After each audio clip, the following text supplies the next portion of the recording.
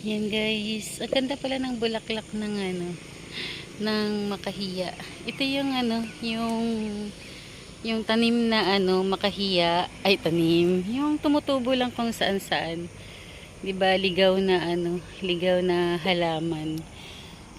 Ayan, makahiya siya kasi kapag inano mo siya, tinouch mo yan, yan, nahiya siya.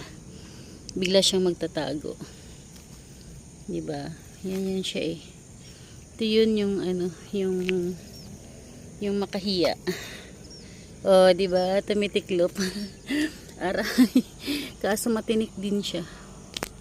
Yan. Ganda pala ng bulaklak niya. Yan, ang dami na niya ang bulaklak. Makahiya yan, guys. Yan.